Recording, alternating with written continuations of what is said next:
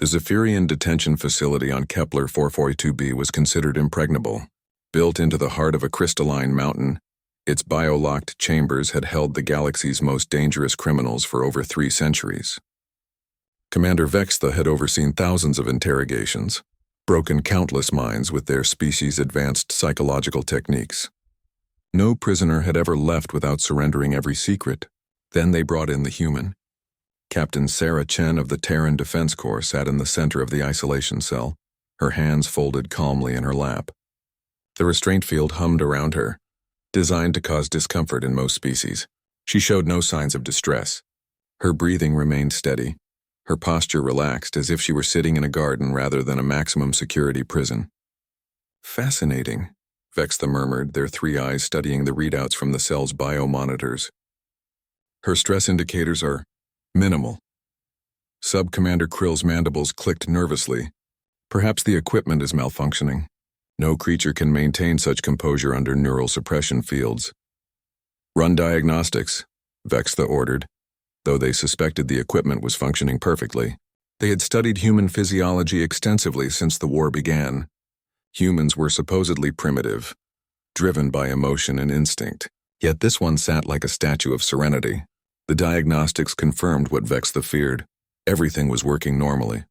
The human was simply unaffected. On the second day, they began the psychological pressure protocols.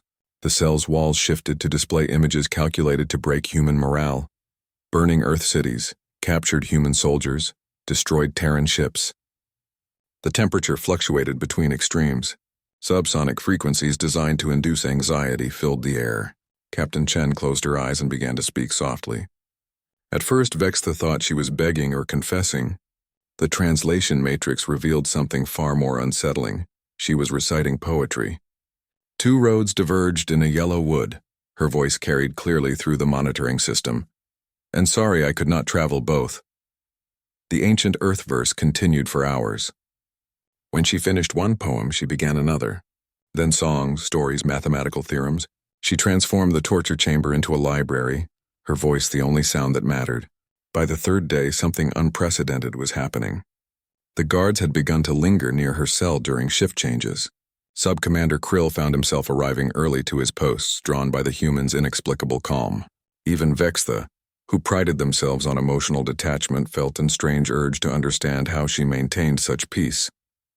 She's teaching herself our language, Krill reported, his voice filled with bewilderment. Without any instruction materials. She's been listening to our conversations and deducing the grammatical structures. Vextha's primary eye widened. Impossible. Human cognitive capacity. She greeted me in fluent Zephyrian this morning, Krill interrupted. Asked about my clutch siblings by name. I never mentioned them. The interrogation schedule was accelerated. Direct neural interface, memory extraction, pain amplification. Every tool in the Zephyrian arsenal was deployed. Each session left the technicians exhausted and shaken, while Captain Chen emerged seemingly unchanged. She had developed the unnerving habit of asking about their well-being after each procedure. Your thoracic ridges look inflamed, Technician Voss, she said after a particularly brutal memory probe. In human medicine, we'd recommend reducing processed foods. Do Zephyrians have similar dietary restrictions? Technician Voss, who had just spent 3 hours trying to shatter her mind, found himself explaining his recent health concerns to the very prisoner he was torturing. The breaking point came on the 7th day. Commander Vextha entered Chen's cell personally, all pretense of protocol abandoned. The human looked up with genuine concern. You haven't been sleeping, she observed. I can tell from the chromatophore patterns around your eyes. Command stress? How? Vextha's voice cracked with exhaustion. How do you resist? What enhancement technologies do humans possess? What mental conditioning? Captain Chen smiled sadly. We don't resist pain, Commander. We carry it. Every human learns this. Suffering is part of existence. We don't try to avoid it or let it control us. We make it part of our strength. She gestured to the scars visible on her arms, marks from previous battles. Each of these represents a choice to continue despite the hurt. Your torture assumes we fear pain, but humans have been intimate with suffering since we first drew breath. We've learned to find meaning in it. Vextha sank into the chair across from her, their interrogator's facade crumbling. But the isolation, the hopelessness.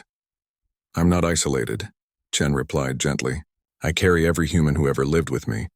Their stories, their dreams, their courage. As long as I remember them, I'm never alone. The revelation shattered something fundamental in Vextha's worldview. They had spent their career breaking minds by exploiting fear, despair, and isolation. But humans had evolved beyond such simple psychological mathematics. They had learned to transmute suffering into strength, to find connection in solitude, to discover hope in hopelessness. Within days, word spread throughout the facility. Guards began requesting transfers.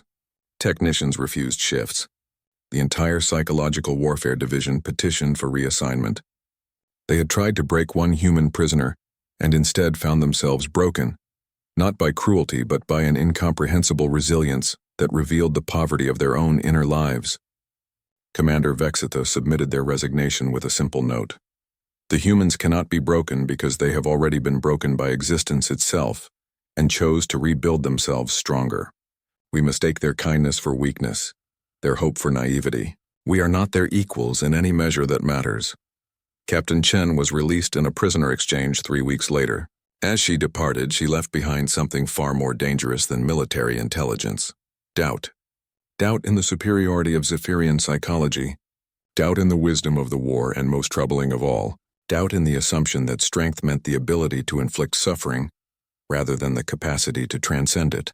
The human had won without fighting, taught without preaching, and freed herself by refusing to be imprisoned by anything smaller than the infinite resilience of the human spirit.